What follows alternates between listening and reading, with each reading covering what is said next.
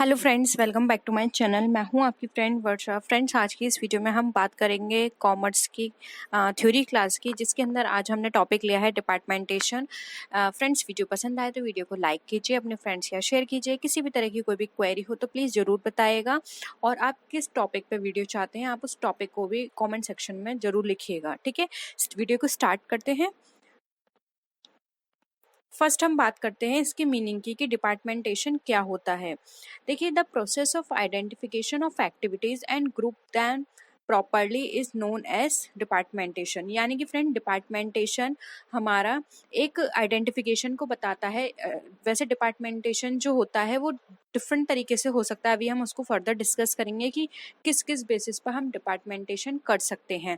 लेकिन एक डिपार्टमेंटेशन आप इस तरह से समझ सकते हैं कि वो एक स्पेशलाइजेशन होता है, एक स्पेसिफिक होता है, जिसके थ्रू आप इजीली माइंड में ये अपने समझ सकते हैं कि ये पर्टिकुलर डिपार्टमेंट जो है वो इसके लिए काम करता है, ये या ये डिपार्टमेंट इस चीज़ के लिए है।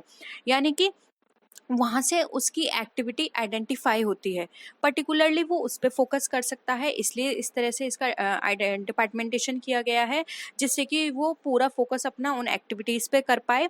और अगर किसी को कोई भी प्रॉब्लम भी है तो डायरेक्ट कहीं और ना जाके डायरेक्ट वो पर्टिकुलर उस डिपार्टमेंट में जाके अपनी प्रॉब्लम को रिजॉल्व कर पाए। ठीक है, departmentation such as division department, section, branch, bureau in military, battalion, group, company use. यानी कि फ्रेंड्स, जो डिपार्टमेंटेशन जो होता है वो डिवीजन के बेसिस पर भी हो सकता है, डिपार्टमेंट्स के बेसिस पर भी हो सकता है, सेक्शंस के बेसिस पर भी हो सकता है, जैसे कि A section, B section, C section. Branch के बेसिस पर भी हो सकता है। आपने देखा होगा कि कोई बैंक ब्रांच होती है तो यहाँ पर होता है कि ये इसकी ये ब्रांच है, हमारा इस तरह का काम हमारा इस ब्रांच में होता है। ठीक है, आपने सुना होगा ब्यूरो भी होते हैं। तो ये डिफरेंट नाम हैं जिनके थ्रू भी आप इसको समझ सकते हैं। और अगर हम मिलिट्री की बात करें तो मिलिट्री के अंदर जब डिपार्टमेंटेशन किया जाता है तो वहाँ पे बटालियन, ग्रुप, कंपनी, इस तरह के वर्ड्स को यूज़ किया जाता है। जैसे आपने सुना होगा इस बटालियन के सिपाही हैं, ये इस ग्रुप के हैं, या फिर ये इस कंपनी के हैं। तो वहाँ पे इस तरह के वर्ड्स यूज़ किया जाता है, जबकि सबका पर्पस यही होता है कि यहाँ पे उनकी एक्टिविटीज़ को आइडेंटिफाई किया जाए कि ये पर्टिकुलर जो battalion, group, company, branch, section जो भी है वो पर्टिकुलरली किस पे फोकस करती है, किस लिए काम करती है और किस से रिलेटेड है। ठीक है, तो आई होप आपको मीनिंग के थ्रू समझ में आ गया होगा कि डिपार्टमेंटेशन क्या होता है। अब हम बात करते हैं इम्पोर्टेंस पे कि डिपार्टमेंटेशन करने की ज़रूरत क्या है, क्या इसकी इम्पोर्टेंस है।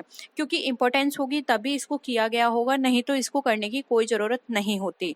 तो जैसे सबको पता है कि हर चीज़ के प्रॉन्स एंड कॉन्स दोनों होते हैं, तो देखते हैं इसकी इम्पोर्टेंस क्या है। एडवांटेज ऑफ स्पेशलाइजेशन, यानी कि इससे क्या होता है, एक एडवांटेज हमें मिल जाता है स्पेशलाइजेशन का, कि ये पर्टिकुलर सेक्टर या पर्टिकुलर डिपार्टमेंट हमारा इसलिए वर्क करेगा। जैसे कि आपने देखा होगा, अगर हम कॉमर्स के पॉइंट ऑफ व्यू से बात करें, कॉमर्स के अंदर अगर हम किसी बिजनेस या कंपनी को लें तो वहाँ पर क्या होता है, product department, selling department, finance department, packaging department. तो यहाँ पर ये क्या है कि पर्टिकुलर डिपार्टमेंट सिर्फ इनके स्कोप में जो भी काम आएगा, जो भी ड्यूटीज आएंगे, ये सिर्फ उसको परफॉर्म करेंगे। जैसे कि फॉर एग्जांपल सेलिंग डिपार्टमेंट है, तो सेलिंग डिपार्टमेंट को प्रोडक्ट डिपार्टमेंट से कोई मतलब नहीं है, वो किस तरह का काम करता है, वो सिर्फ फोकस करेगा अपनी सेलिंग पे कि वो ज़्यादा से ज़्यादा प्रोडक्ट को सेल कर पाए। उसी तरह से पैकेजिंग को प्रोडक्ट से कोई लेना देना नहीं है, वो सिर्फ काम करेगा कि उसकी पैकेजिंग सही तरह से हो, ना उसको इससे मतलब कि कितना सेल हो रहा है प्रोडक्ट। उसी तरह से फाइनेंस डिपार्टमेंट देखेगा कि हमें कितना फाइनेंस उनको एलोकेट करना है, किस तरह से हमें फाइनेंस रेज करना है, कितना कितना फाइनेंस किस किस डिपार्टमेंट को देना है। तो यहाँ पे क्या हो गया, स्पेशलाइजेशन हो गया। आई होप ये पॉइंट आपको क्लियर होगा। नेक्स्ट आते हैं फिक्सेशन ऑफ रेस्पॉन्सिबिलिटी। तो देखिए फ्रेंड्स, जब हम किसी भी चीज़ का डिपार्टमेंट बना देते हैं तो वहाँ पे क्या हो जाता है, उनकी रेस्पॉन्सिबिलिटी भी फिक्स हो जाती है। तो यहाँ पर देखिए, जब रेस्पॉन्सिबिलिटी फिक्स होगी तो यहाँ पे कोई भी प्रॉब्लम होगी तो पर्टिकुलर उसकी रेस्पॉन्सिबिलिटी होगी, वो उस जो भी प्रॉब्लम आई होगी उसको रिजॉल्व करने का काम सिर्फ उस डिपार्टमेंट का होगा। तो यहाँ पे फिक्स कर दी जाती है रेस्पॉन्सिबिलिटी की फाइनेंस डिपार्टमेंट फाइनेंस से रिलेटेड जो भी प्रॉब्लम्स होंगी, कहाँ से रेज करना है, कहाँ उसको इन्वेस्ट करना है, कितना प्रोडक्शन डिपार्टमेंट को देना है, कितना रिसर्च एंड डेवलपमेंट डिपार्टमेंट को देना है, ये सब फाइनेंस का काम है। उसी तरह से जो अदर डिपार्टमेंट हैं वो सिर्फ अपने अपने डिपार्टमेंट का काम करेंगे। तो यहाँ पे क्या है, सबकी रेस्पॉन्सिबिलिटी फिक्स कर दी। नेक्स्ट है डेवलपमेंट ऑफ मैनेजर्स। इससे क्या होता है, जो मैनेजर्स होते हैं इन डिपार्टमेंट के पर्टिकुलर, उनका डेवलपमेंट होता है। फॉर एग्जांपल फाइनेंस डिपार्टमेंट है, सेलिंग डिपार्टमेंट है या प्रोडक्शन डिपार्टमेंट है, उनके ऊपर ये रेस्पॉन्सिबिलिटी आ जाती है तो वो नई चीज़ सीखते हैं। क्योंकि ये चीज़ आपको भी पता है कि जब हमारे पास कोई रेस्पॉन्सिबिलिटी होती है तो उस रेस्पॉन्सिबिलिटी को पूरा करने के लिए, अच्छे से परफॉर्म करने के लिए, अगर हमें नहीं भी आता है तो हम दूसरी तरफ से सीखते हैं, कहीं और जाके किसी और से हेल्प लेके हम उस चीज़ को बेटर करने की कोशिश करते हैं। क्योंकि जब तक हमारे ऊपर कोई रेस्पॉन्सिबिलिटी नहीं आएगी तब तक हम उस चीज़ को अच्छे से परफॉर्म करने के बारे में नहीं सोचेंगे, तब तक हम उसके बारे में नहीं सीखेंगे।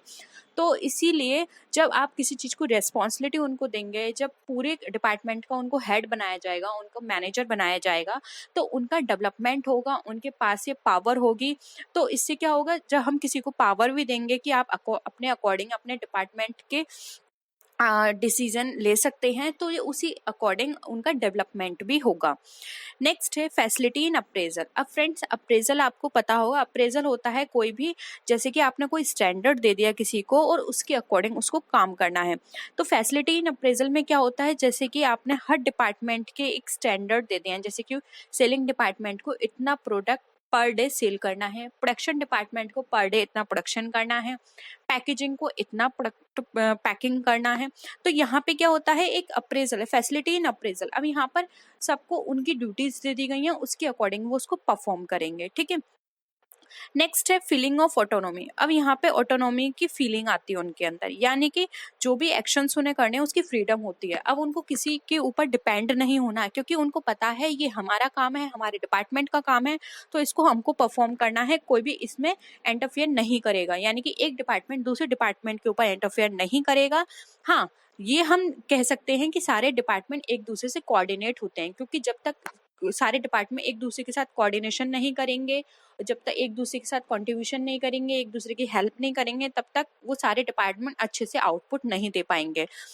लेकिन ये है कि कोई भी एक्शन के लिए एक दूसरे पे डिपेंड होने की जरूरत नहीं है, फ्रीडम होता है हर किसी को उनके लेवल पर, जिसके थ्रू वो अच्छा आउटपुट दे पाएं। जो भी उनके लिए रेस्पॉन्सिबिलिटी दी गई है, जो भी उनके लिए डिसाइड किए गए हैं पैरामीटर्स, उसके बेसिस पर वो काम कर पाएं। तो ये इंपॉर्टेंस होती है डिपार्टमेंटेशन की। तो आई होप आपको समझ में आ गया हो कि डिपार्टमेंटेशन क्यों किया जाता है, बहुत सिंपल था। नेक्स्ट आते हैं बेसिस ऑफ डिपार्टमेंटेशन।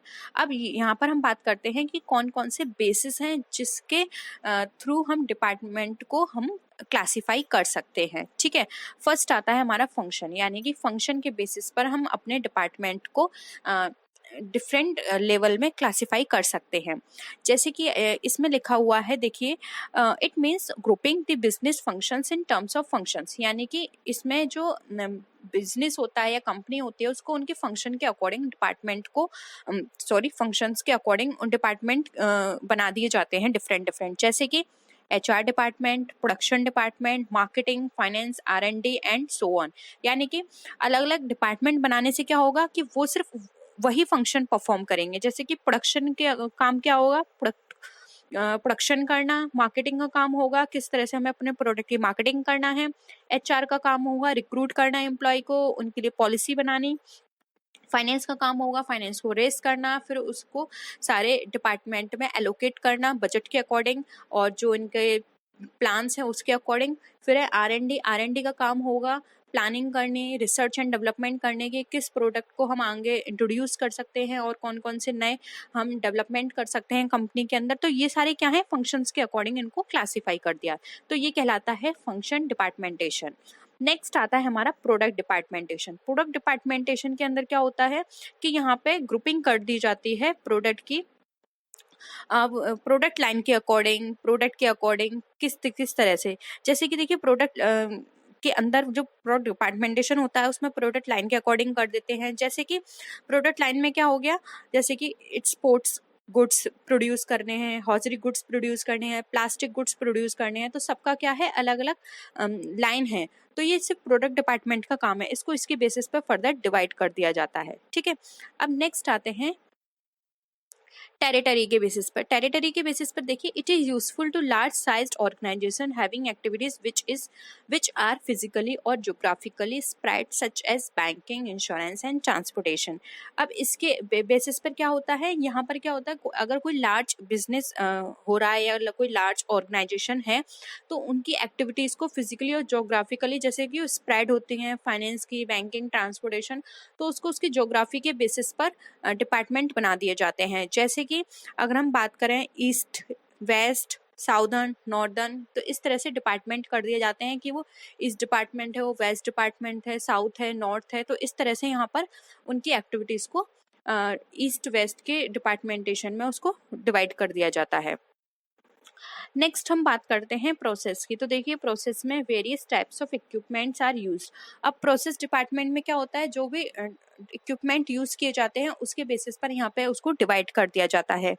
जैसे कि देखिए, यहाँ पे प्रोसेस में आ जाता है स्पिनिंग, डाइंग, वीविंग, फिनिशिंग, तो ये सब क्या है, प्रोसेस के टाइम है, टाइप है, जिसके अकॉर्डिंग प्रोसेस किया जाएगा वहाँ पर उसका अलग से डिपार्टमेंट बना दिया जाएगा कि हाँ, प्रोडक्ट ये स्पिनिंग डिपार्टमेंट है, ये वीविंग डिपार्टमेंट है, ये डाइंग है, ये फिनिशिंग डिपार्टमेंट है, तो इस तरह से डिपार्टमेंट बना दिए जाते हैं प्रोसेस डिपार्टमेंटेशन में।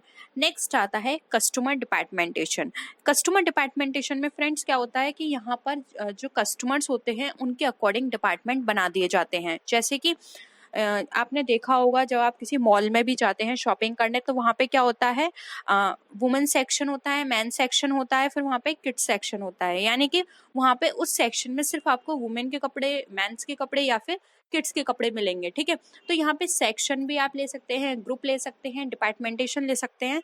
इस तरह से हम यहाँ पे ग्रुपिंग कर देते हैं कि यहाँ इस सेक्शन में सिर्फ इसका काम होगा, इसके कपड़े मिलेंगे, इसके प्रोडक्ट बनेंगे, ठीक है, इस तरह से बना दिया जाता है। नेक्स्ट आता है टाइम डिपार्टमेंट। टाइम डिपार्टमेंटेशन के अंदर क्या होता है, यहाँ पर टाइम किस तरह से एलोकेट किया जाता है, जैसे कि डे शिफ्ट, इवनिंग शिफ्ट हो गई, नाइट शिफ्ट हो गई, 3 शिफ्ट है, तो उसके अकॉर्डिंग यहाँ पे डिपार्टमेंट बना दिए जाते हैं कि डे शिफ्ट के लोग इतने टाइम से इतने टाइम तक रहेंगे, इवनिंग शिफ्ट के लोग इतने टाइम से इतने टाइम तक, एंड नाइट शिफ्ट के लोग हमारे इतने टाइम से मॉर्निंग इतने तक रहेंगे, ठीक है। तो यहाँ पे टाइम के अकॉर्डिंग यहाँ पे डिपार्टमेंट्स कर दिए जाते हैं। नेक्स्ट आता है हमारा अल्फा न्यूमेरिक। अब अल्फा न्यूमेरिक जो होता है मोस्टली हमारा मिलिट्री में यूज होता है फ्रेंड्स। इसमें क्या होता है कि इस तरह से सेक्शंस बना दिए जाते हैं, जैसे कि व्हाट दे डू, यानी कि वो क्या करेंगे, करना है, where they do and how they do, यानी कि इस तरह से यहाँ पे मिलिट्री के अंदर अल्फा न्यूमेरिक के बेसिस पर डिपार्टमेंट्स बना दिए जाते हैं। तो ये था हमारा पूरा ओवरऑल डिपार्टमेंटेशन के ऊपर। आई होप आपको ये डिपार्टमेंटेशन टॉपिक जो है वो समझ में आया होगा। फ्रेंड, डिपार्टमेंटेशन अगर हम एक समरी रूप में बात करें तो डिपार्टमेंटेशन का मेन पर्पस सिर्फ यही होता है कि यहाँ पे स्पेसिफिकेशन कर दिया जाता है, सभी लोग अच्छे से अपनी रिस्पॉन्सिबिलिटी कर पाते हैं, और साथ ही साथ यहाँ पर किसी भी तरह की क्या होती है, डुप्लीकेसी नहीं होती। जैसे कि कोई पर्सन ऐसा नहीं है कि एक ड्यूटी कर रहा है और उसे लगेगा कि ये ड्यूटी वो कर रहा है और वो भी नहीं करेगा और सेकंड पर्सन भी नहीं करेगा। तो यहाँ पर क्या है, मुझे जो ड्यूटी दी गई है वो सिर्फ मुझे करनी है, कोई और, मैं ये नहीं सोचूंगी कि ये मेरी वाली ड्यूटी कोई और भी कर रहा है। आप समझ रहे हैं ना। तो इस तरह से क्या होता है कि सब लोगों को उनकी रेस्पॉन्सिबिलिटी दे दी जाती है, जिससे कि टाइमली सारा काम होता है। और अगर इसके हम ड्रॉबैक की बात करें तो ड्रॉबैक फ्रेंड्स आप बताइएगा कि आपको क्या लगता है कि कौन कौन से ड्रॉबैक हो सकते हैं डिपार्टमेंटेशन से। देखिए, सबसे बड़ा ड्रॉबैक तो ये है कि इसमें सबसे ज़्यादा आपका इन्वेस्टमेंट होगा, क्योंकि जब आप इतने सारे डिपार्टमेंट बनाएंगे तो उस हिसाब से आप यहाँ पे उनको एम्प्लॉय को हायर भी करेंगे, तो उनकी सैलरी देनी है, डिपार्टमेंट भी आपको बनाने होंगे, यानी इंफ्रास्ट्रक्चर भी आपका चेंज करना होगा, फैसिलिटी भी आपको उतनी बढ़ानी होगी। तो इस तरह से क्या है कि आपका इन्वेस्ट ज़्यादा होगा, यानी कि ये कॉस्टली है, ठीक है। और ये स्मॉल के लिए गुड नहीं है, यानी कि जो स्मॉल बिजनेस होते हैं उनके लिए ये अच्छा नहीं है, ये सिर्फ लार्ज ऑर्गेनाइजेशन के लिए अच्छा है। और भी बहुत सारी हैं इसकी लिमिटेशंस, वो आप मुझे कमेंट सेक्शन में बताइएगा। लेकिन प्लीज़ आपको देखना नहीं है कहीं से, आप खुद सोच के बताइए कि कौन कौन सी हो सकती हैं। आपने इतना टॉपिक पढ़ा, ये 10 मिनट का या 14 मिनट्स का जो भी टॉपिक था ये आपने पढ़ा, इससे आपको क्या लगा कि ये इसके ड्रॉबैक भी हो सकते हैं। इससे क्या होगा कि आपको अंडरस्टैंडिंग लेवल बढ़ेगा और आप खुद से सोच के अच्छे से अच्छे पॉइंट बता सकते हैं। तो आई होप आपको वीडियो पसंद आया होगा। वीडियो पसंद आए तो वीडियो को लाइक कीजिए, फ्रेंड्स के साथ शेयर कीजिए। किसी भी तरह की कोई भी क्वेरी हो तो प्लीज़ ज़रूर बताइएगा। तो फ्रेंड्स, नेक्स्ट वीडियो में फिर मिलते हैं आपसे और भी अच्छी वीडियोज़ के साथ। तब तक के लिए टेक केयर, बाय बाय।